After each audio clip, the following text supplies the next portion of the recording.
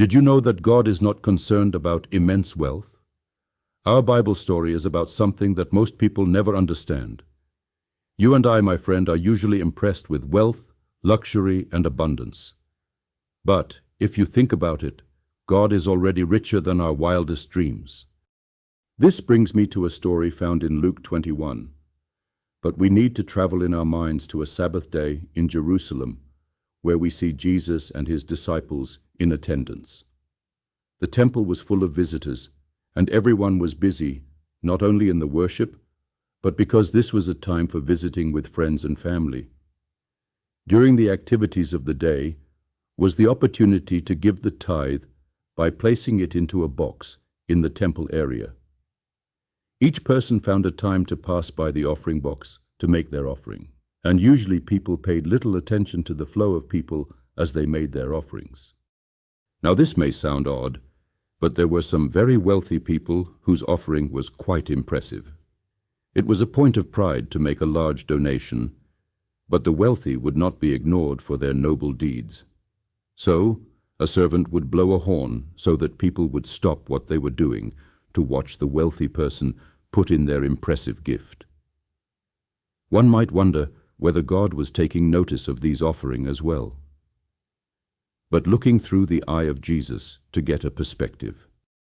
Standing with his disciples, Jesus saw the people making their offerings, but after others had made their gifts to the treasury, a small widow woman found a moment when no one was watching to drop in 2 small coins.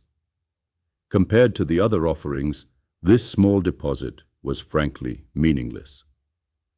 Yet the Bible records the gift of the widow woman as a memorial that would be an important lesson to the rest of us.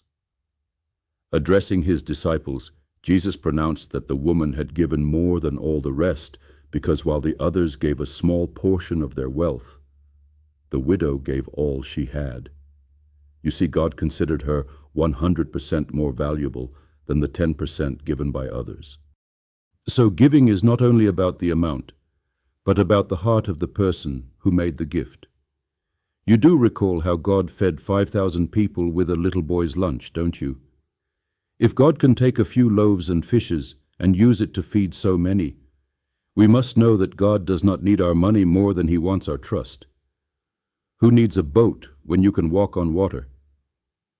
When Jesus was crucified, a newly hewn tomb was made available.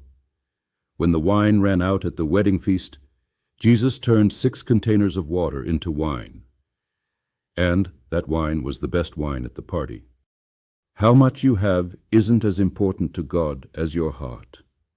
Nothing we have will make God richer or enable him to do more.